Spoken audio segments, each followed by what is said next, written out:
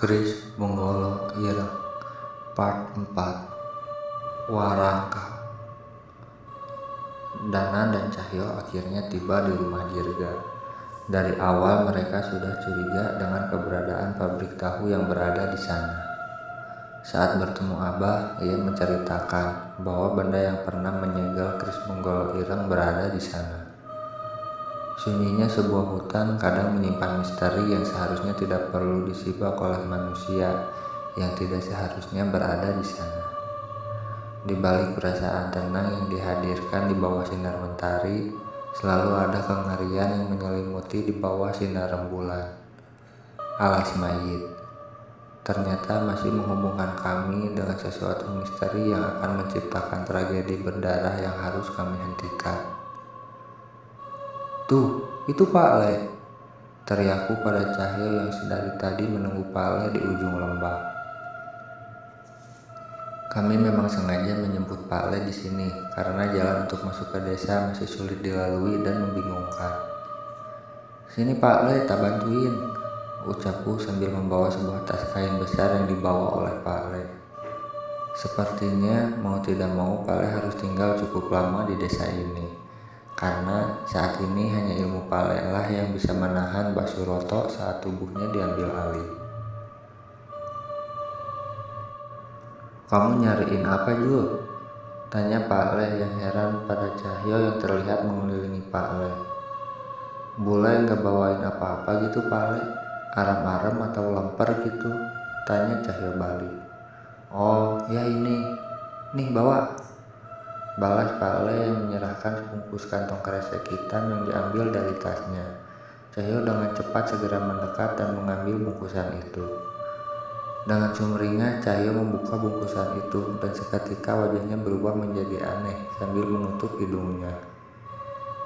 "Pak Le, lemper dari mana? Ini baju kotor," teriak Cahyo yang protes dengan bungkusan yang diberikan oleh Pak Le. Sontak aku tertawa melihat wajah lucu Cahyo yang termakan tingkah iseng Pak Le. "Lah, sudah tahu Pak Le dari desa selatan, gak mampir ke rumah malah ditanyain oleh-oleh," ucap Pak Le yang menahan tawa gelinya saat melihat wajah Cahyo. Setelah kejadian itu, sepanjang perjalanan Cahyo hanya menggerutu, karena ternyata harapannya untuk menikmati masakan bule pupus seketika. "Siapa namanya? Suroto? Apa kondisinya separah itu, Nan?" tanya Pak Le yang ingin mengetahui permasalahan yang kami ketahui di desa ini.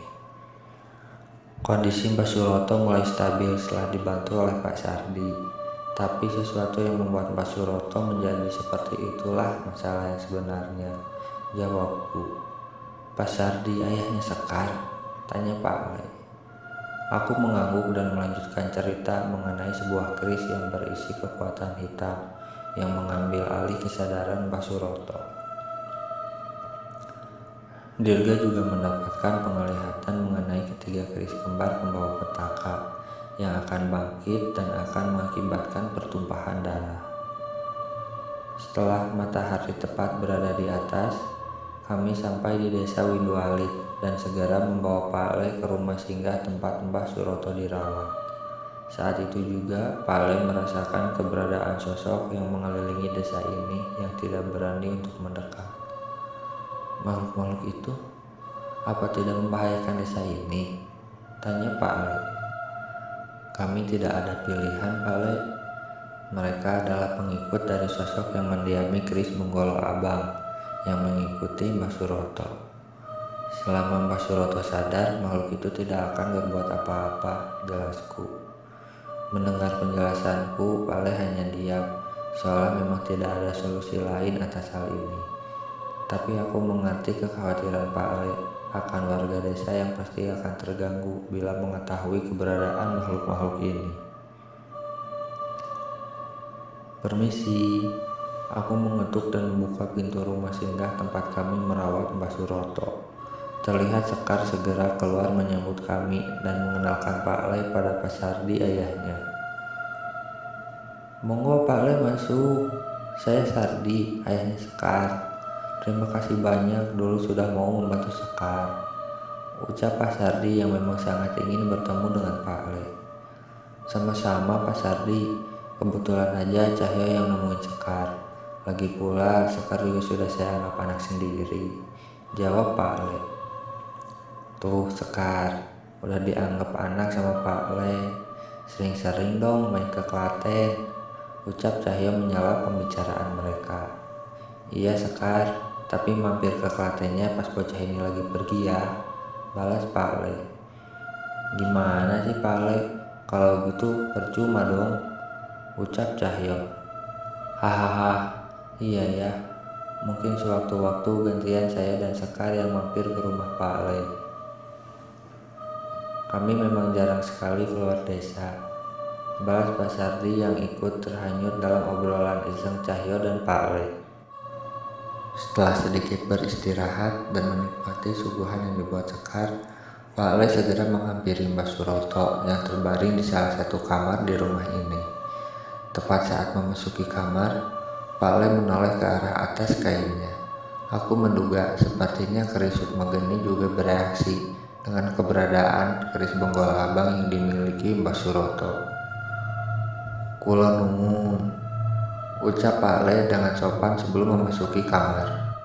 Terlihat Mbak Suroto memaksakan dirinya untuk duduk dengan setiap luka yang ada pada dirinya.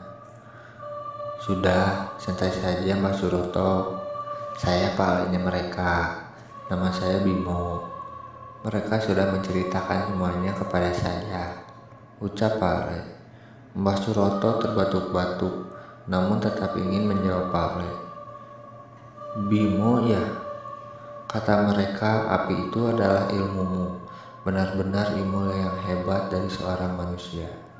Puji Mbak Suroto yang memang merasa sangat tertolong dengan keberadaan geni baraloka milik Pak Le. Ilmu itu hanya titipan Tuhan, saya hanya perantaranya. Bertemunya Mbak Suroto dengan api itu pasti juga merupakan salah satu jalan dari Tuhan atas usaha Mbak Suroto yang ingin menyelamatkan keluarga Mbah.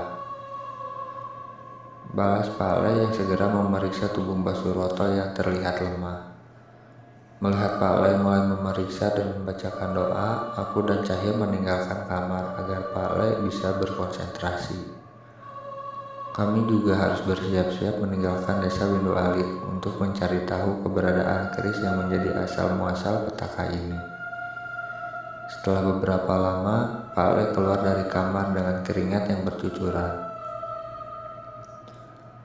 Sekar dengan sigap memberikan handuk kecil untuk Pak Le. Sudah cukup jelas, Pak Le juga merasakan kesulitan dengan apa yang dihadapi Mbak Suroto. Tepat saat itu juga, Dirga dan Mas Jagat kembali dari alas mayit.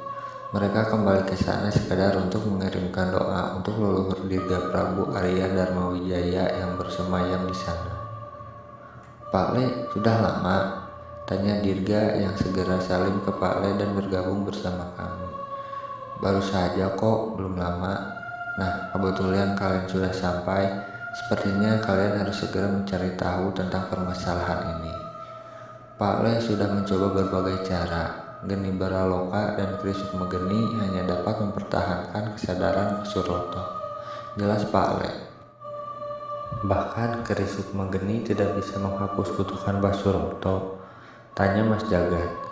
Pak Le hanya menggeleng.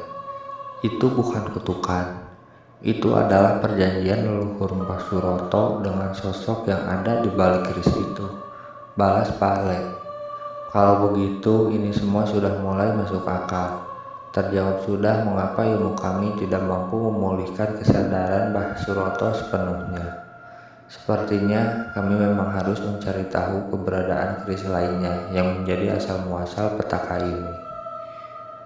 Maaf ya Desa Sekar, besok pagi Mas Cahyo harus meninggalkan Desa Sekar lagi, ucap Cahyo dengan wajah penuh drama. Sekar tertawa kecil mendengar candaan Cahyo. Aku sudah bersiap melemparkan sandalku pada Cahyo, tapi akhirnya ku tahan, karena mungkin mereka butuh waktu untuk bercanda lebih banyak sebelum hal-hal buruk mulai menimpa kami. Panjul, kalau kedinginan gantian aja aku yang di belakang, teriakku pada Cahyo yang dikorbankan untuk duduk di bak belakang mobil pick upnya Mas Jagat yang bersamaan motor Vespa kesayangannya. "Udah, tenang saja, pendekar itu gak takut kedinginan," jawabnya dengan santai. Tapi aku selalu tahu bahwa memang tabiat Cahyo yang tidak mau membiarkan temannya mendapat posisi yang tidak enak. Dirga sudah menelpon Abah dan menceritakan mengenai kejadian yang ada di desa Windu Alit. Beliau berjanji akan mencari tahu lebih banyak informasi mengenai 3 buah keris kembar yang sempat ia ketahui sebelumnya. Perjalanan kami menuju desa Dirga terhitung cukup lama. Kami beberapa kali berhenti di warung kopi di pinggir jalan, hanya untuk sekadar beristirahat dan memastikan Cahyo tidak tertinggal tertiup angin. Seandainya kami tidak terburu-buru, mungkin perjalanan ini akan menjadi menyenangkan ketika kami bisa saling bercerita selama perjalanan mengenai bagaimana sebenarnya hubungan orang tuaku dan Mas Jagat hingga bisa dekat dengan keluarga Dharma Wijaya. Setelah perjalanan yang cukup panjang, kami sampai di sebuah desa yang sudah cukup padat dengan bangunan tepat saat akan matahari terbenam. Terdapat sebuah pasar yang sudah dikelola oleh pemerintah di sana, dan yang paling menarik perhatianku adalah sebuah bangunan besar menyerupai pabrik yang sempat kulihat tak jauh dari sungai. "Mas Jagat, itu tadi bangunan apa?" tanyaku yang penasaran. "Oh, itu pabrik tahunya Pak Wijaya Kartakusuma, tapi beliau saat ini sedang sakit, jadi dikelola oleh istrinya," cerita Mas Jagat. "Sakit apa Mas Jagat? Harusnya mereka punya uang untuk mengobati ke rumah sakit kota kan Mas?" tanyaku lagi. "Penyakitnya cukup aneh Nan. Pak Wijaya dan keluarganya juga cukup tertutup dengan penyakitnya," jawab Mas Jagat. "Agak serius ya? Semoga mereka bisa cepat mendapat solusi atas masalah mereka ya," balasku. "Iya Mas Danan, tapi tahu hasil pabrik mereka enak loh. Besok kita coba yang masih fresh," cerita Dirga. "Wah, siap dong, kalau soal makanan itu yang di belakang pasti semangat," balasku. Kami turun di sebuah rumah yang memiliki halaman kebun yang cukup luas, dengan bangunan utama yang dibangun dengan tembok dan dekorasi batu alam. Walaupun sederhana, rumah ini terlihat sangat nyaman dengan jendela kayu model lama dengan kisi-kisi kaca di dalamnya. "Punten, Abah, Mak, Dirga wih," ucap Dirga sambil membuka sendiri pintu rumahnya yang sepertinya memang jarang terkunci. Suara langkah kaki terdengar menyambut teriakan Dirga. Itu adalah Abah, ayah dari Dirga Dharma Wijaya yang seharusnya ia juga adalah salah satu dari garis keturunan bangsawan, yaitu dari Prabu Arya Dharma Wijaya. Namun pakaiannya terlalu sederhana untuk seorang keturunan darah bangsawan. Dan satu lagi yang membuatku penasaran, pasti ada cerita menarik mengenai kepindahan mereka ke tanah Sunda. "Permisi Abah, saya Danan, dan ini teman saya Cahyo. Mohon izin merepotkan Abah," ucapku memperkenalkan diri. "Merepotkan naon? Sudah, ayo masuk. Dirga sudah cerita semuanya. Sama saudara sendiri tidak usah sungkan-sungkan," ucap Abah yang ternyata begitu ramah. Mendengar itu, kami tidak sungkan lagi dan segera masuk menuju ruang tamu dan melepaskan lelah selama perjalanan dengan minuman hangat yang sudah disediakan oleh orang tuanya Dirga. "Cahyo, ini minum dulu, masih hangat," ucapku pada Cahyo sambil menggeser duluan teh hangat yang dihidangkan ke Cahyo yang terlihat masih kedinginan sambil menutupi tubuhnya dengan sarung.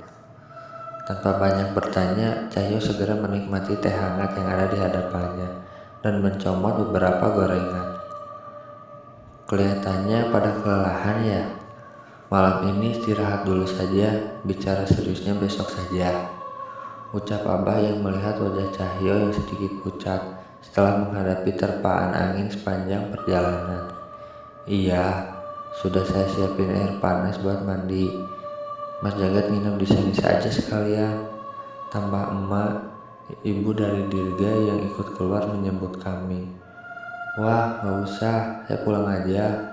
Sudah ditunggu orang rumah juga, jawab Mas Jagat yang sepertinya sudah tidak sabar untuk pulang ke rumah. Ya sudah, setelah istirahat, ada banyak hal yang ingin saya ceritakan berdasarkan cerita Dirga kemarin. Tapi saya harus mengambil sesuatu dulu besok. Jadi mungkin bicara seriusnya besok siang saja ya, lanjut Abah. Kami pun setuju. Malam itu hanya dilalui dengan perbincangan kecil dan ditiup dan ditutup oleh Cahyo yang diam-diam meminta kerokan sebelum akhirnya kami tidur. Pagi itu aku terbangun lebih awal. Cahyo masih tertidur dengan pulas, sementara aku menyadari Dirga sudah bersiap-siap untuk melakukan sesuatu. Lah, masih pagi. Mau kemana Dirga? Tanyaku. Oh, biasa mas, bantuin Mas Jagat ngantar barang ke pasar, jawab Dirga.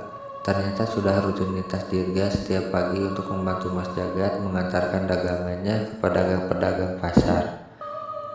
Aku ikut deh, sekalian jalan-jalan, ucapku dengan senang hati disetujui oleh Dirga. Pasar di desa ini cukup ramai. Mas Jagat terlihat cukup dekat dengan pedagang-pedagang di pasar ini. Tak jarang juga pengunjung pasar yang menyapa Mas Jagat dan Mas Dirga. Mas Jagat terkenal juga ya di pasar, tanyaku penasaran. Kan wajar Nan, kerjaanku ngantar-ngantar barang di toko grosir ke pedagang pasar, jadi wajar pada kenal, jawab Mas Jagat. Setelah menyelesaikan pekerjaannya, Mas Jagat mengajakku makan di sebuah warung bakso yang berada di sudut pasar. Dirga, lama gak kelihatan. Tiba-tiba terdengar suara seorang perempuan yang menyapa kami di warung bakso tempat kami ingin menuntaskan lapar.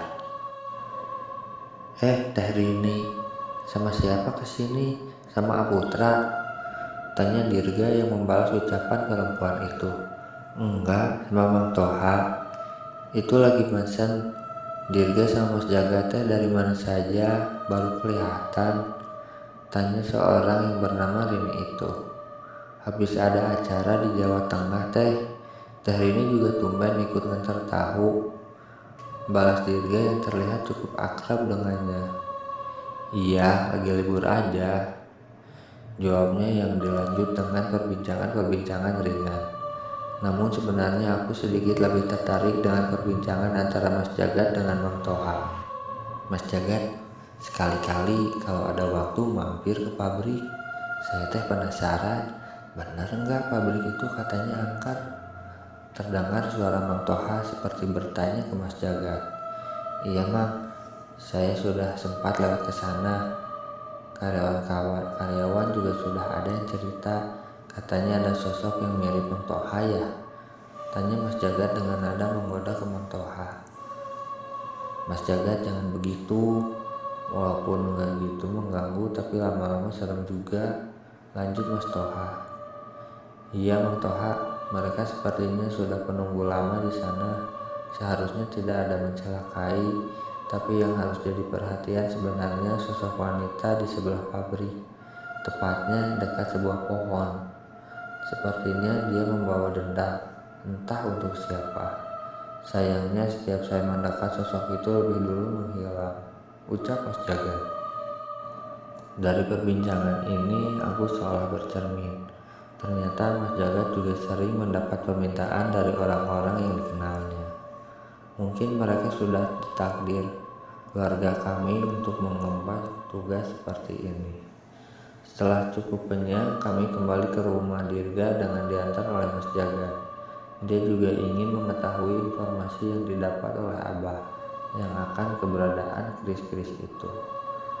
Saat sampai di rumah Dirga, terlihat Cahyo seperti sedang berbicara serius dengan Abah. Sepertinya ada suatu kabar yang cukup serius.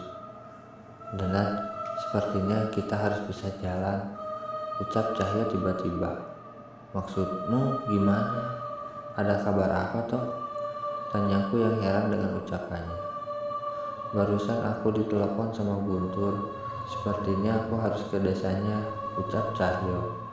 Cahyo menceritakan bahwa tiba-tiba desa Guntur diserang oleh seorang dukun berwujud nenek tua yang membawa pengikut-pengikut makhluk halusnya untuk menyerang desa itu. Rupanya yang diincar adalah seorang perempuan bernama Indira. Dia adalah satu-satunya keturunan yang tersisa dari pewaris keris Bonggolo Ireng. Ibu dan kakaknya mati dengan mengenaskan dibunuh oleh ayahnya dalam pengaruh keris itu. Lalu mereka gimana? Apa mereka selamat? Tanya aku yang mulai khawatir. Mereka selamat. Nyai Jamrong membantu mereka mengusir dukun dan pengikutnya, jawab Cahyo. Nyai Jamrong pemilik ilmu rawa-ronte yang bertaruh sama kita dulu, tanyaku semakin heran. Cahyo mengangguk. Rupanya setelah kehilangan ilmunya, Nyai Jamrong mengasingkan diri di hutan dan di rumah tempat Arum dan Kuningrum tinggal dulu sekaligus menurunkan ilmu bela dirinya ke Guntur. Rupanya kalian sudah melalui kejadian-kejadian besar yang mengerikan ya, ucap Abah yang cukup kaget mendengar bercerita kami. Iya bah, Dirga juga belajar banyak dari Mas Dana dan Mas Cahyo, ucap Dirga. Ya sudah, duduk dulu semua. Abah mau bercerita sesuatu sebelum Mas Cahyo berangkat. Kalau memang perkara yang kalian hadapi itu berhubungan dengan keris Bonggolo Ireng, maka ini bukanlah masalah sepele. Buka Abah. Abah bercerita bahwa keris Bonggolo Ireng merupakan keris kembar tiga yang dibuat pada zaman kerajaan ratusan tahun yang lalu. Keris yang dibuat oleh Empu Gila dengan batu langit yang jatuh di salah satu hutan saat itu. Empu itu memberi syarat pada yang akan menggunakan ketiga keris itu bahwa mereka tidak boleh berhenti membunuh. Bahkan ketika perang sudah usai, sumpah ini akan diteruskan kepada setiap keturunannya. Saat itu panglima-panglima yang haus akan kemenangan berkompetisi untuk mendapatkan keris-keris itu tanpa mengindahkan konsekuensinya. Hingga terpilihlah ketiga panglima yang akan dikirim ke perang akhir bersama dengan persenjataan keris itu. Ketika sudah diwariskan, keris itu diisi sosok makhluk yang tidak diketahui asalnya dari mana. Namun setiap pemegang keris pusaka itu mendapat kuasa untuk memerintah pengikut dari sosok pandikan yang mendiami keris itu. Keris Bonggolo Ireng dan keris Bonggolo Abang dapat diwariskan dengan sumpah dari pewarisnya. Namun salah satu panglima menerima keris Bonggolo Landang mati di malam saat keris itu akan diterima. Anehnya saat akan dipindah tangankan, sosok roh panglima yang sangat gagal menerima keris.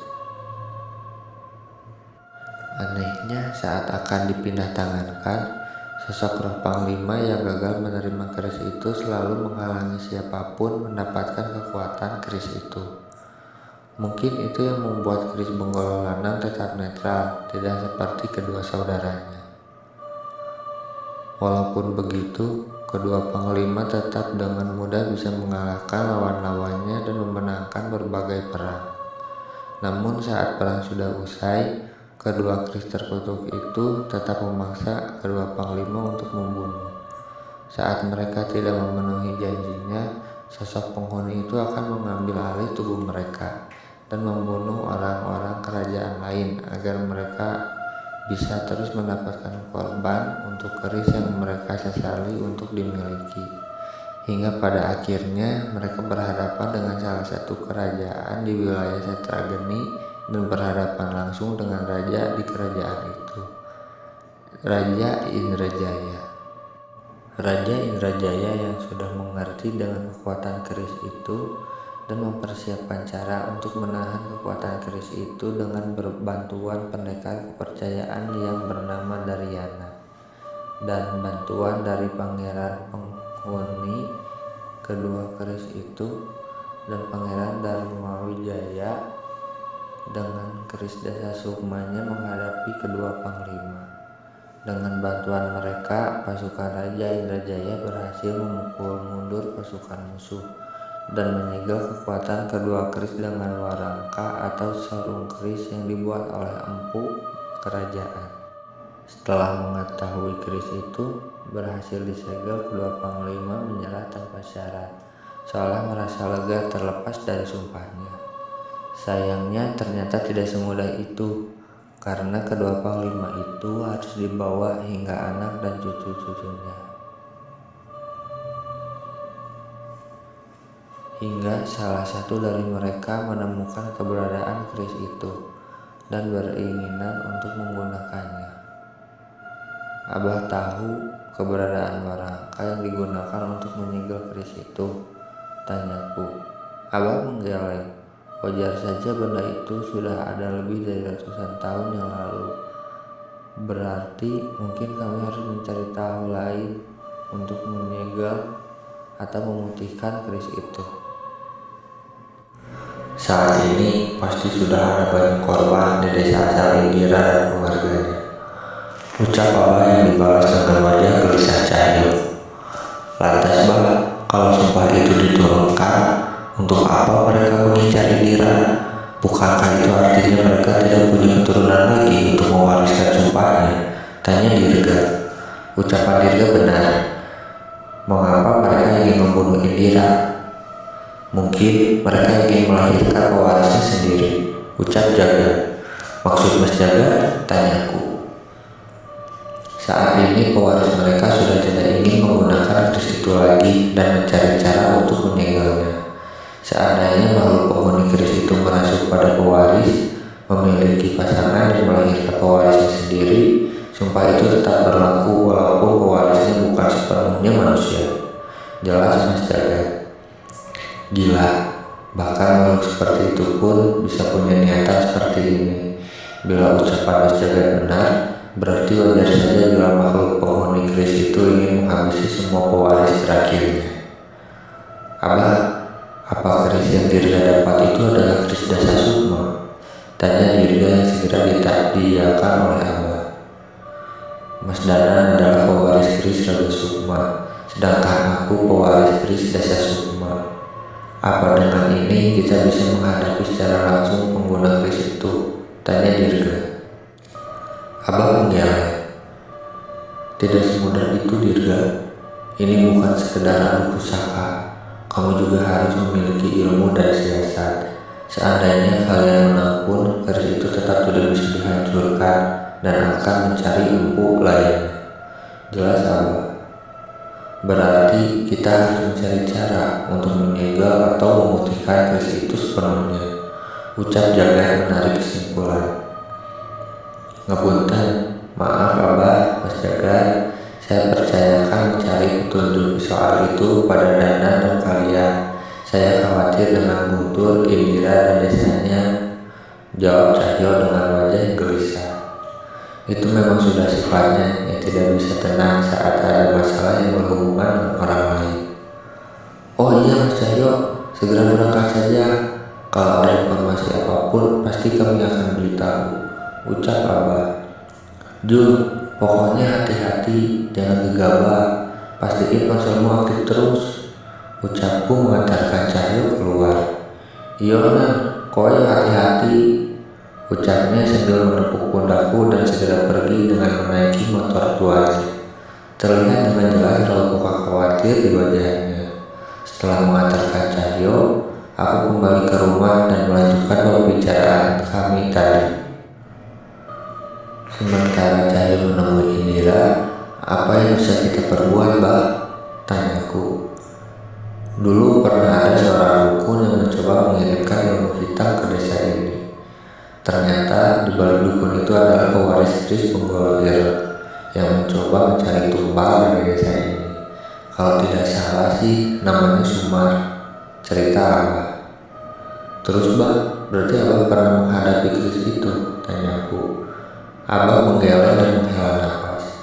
Ia mencoba menceritakan dengan lebih rinci. Menurut cerita Abah, seseorang bernama Sumar itu meminta bantuan seorang dukun untuk melepas segel keris itu. Sebagai syarat permintaan itu, dukun itu membutuhkan tumbal dan sosok roh yang penuh dendam untuk memancing makhluk di dalam keris itu. Bodohnya Abah baru sadar desa ini memiliki itu semua. Ada sosok roh penuh dendam di desa ini, ucap Abah. Di pabrik tahu itu, potong jagat yang sepertinya mengerti dengan arah ucapan Abah. Benar, saat itu Abah berhasil menggagalkan niatan dukun itu untuk mencari tumbal dari desa. Namun yang Abah lewatkan sepertinya dukun itu seperti berhasil mengikat perjanjian dengan roh di sana. Lanjut Abah. Berarti ada kemungkinan benda yang digunakan untuk menyegel keris itu masih ada di pabrik tahu itu, Bah? Tanyaku. Mungkin saja, tapi apakah benda itu masih berfungsi, Abah juga tidak tahu. Jelasnya, Mas Jagat bisa bantu saya untuk meminta izin ke pemilik pabrik itu. Kita ke sana malam ini, ucapku. Bisa dan sebaiknya kita bersiap. Walau di siang hari pabrik itu terlihat biasa saja, saat malam hari suasana di sana akan berubah drastis, ucap Mas Jagat. Dari perbincangan ini, aku dan Mas Jagat memutuskan untuk menghampiri pabrik tahu dan mencari keberadaan benda yang pernah menyegel pusaka keris Penggolo Ireng, atau sementara Dirga dan Abah mencari tahu tentang keris yang baru ia dapat, mungkin akan berguna nanti. Singkat cerita, waktu menunjukkan pukul 8 malam. Terlihat lampu-lampu di pabrik tahu ini masih menyala, menandakan masih ada karyawannya yang bekerja.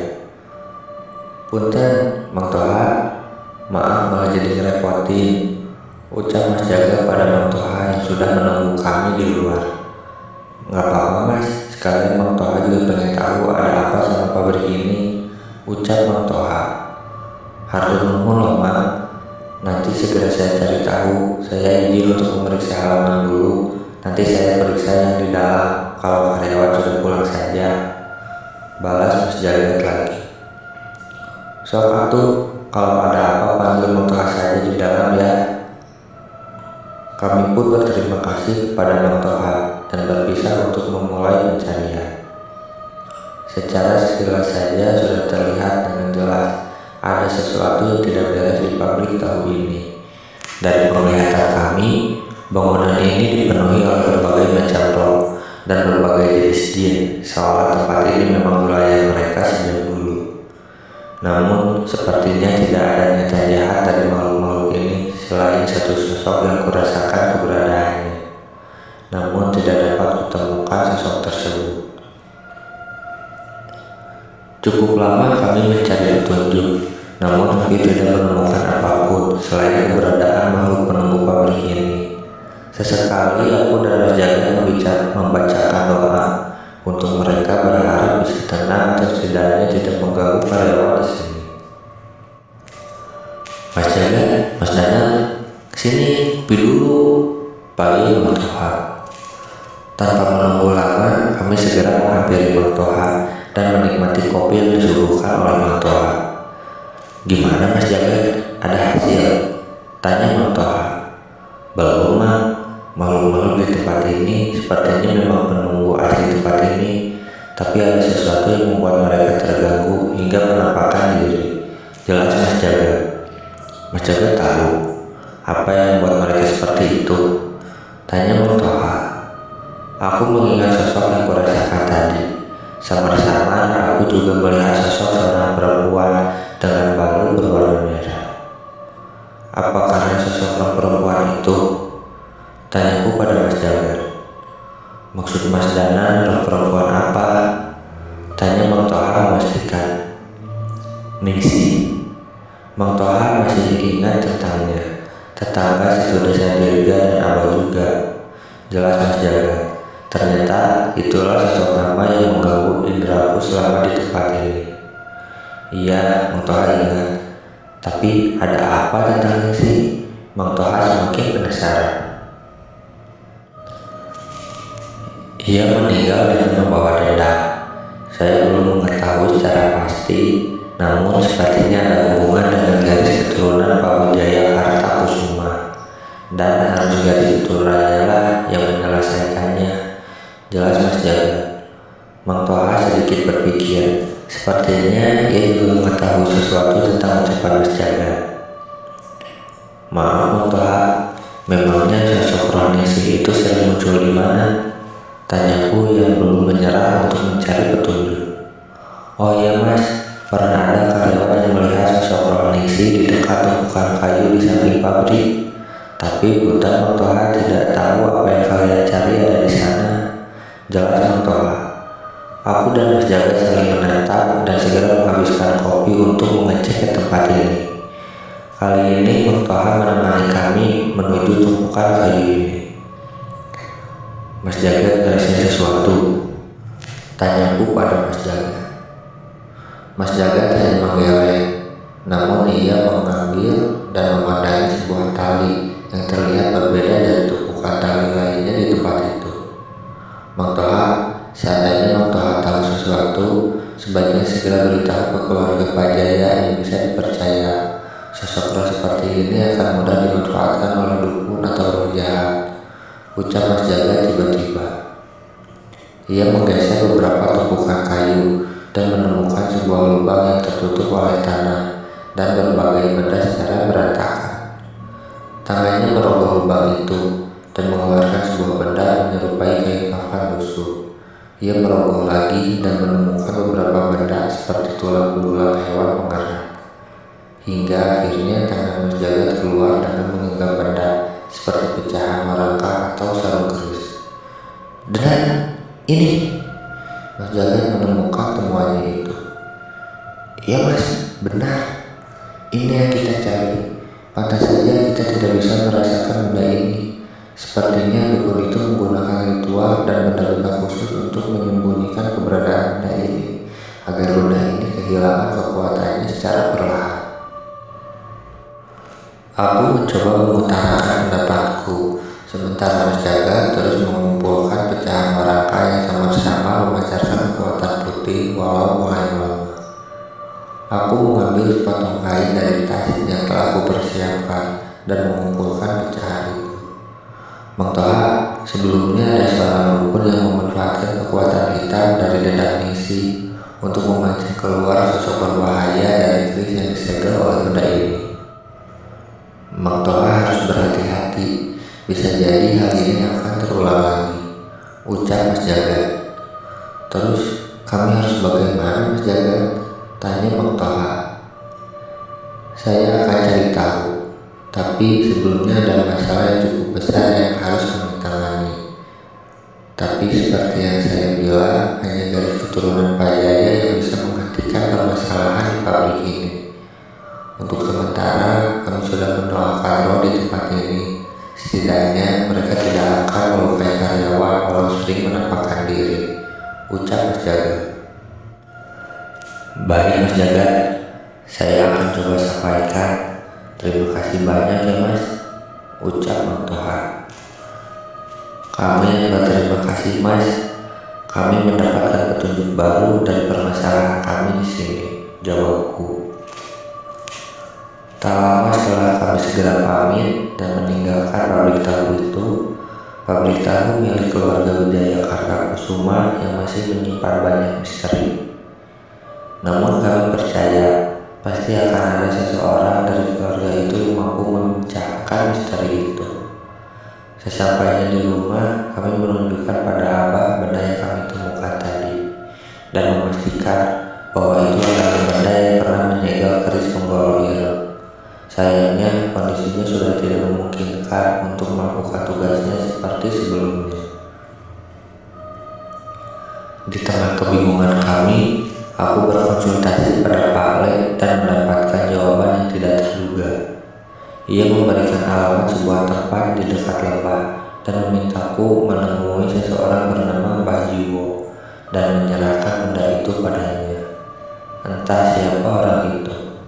Setidaknya jika Pak Le percaya dengannya, mungkin ia bisa membantu kami untuk mendapatkan cara menyegel keris penggolong ireng dan segera menyusul Cahyo yang pasti sedang kerepotan di desa Guntur.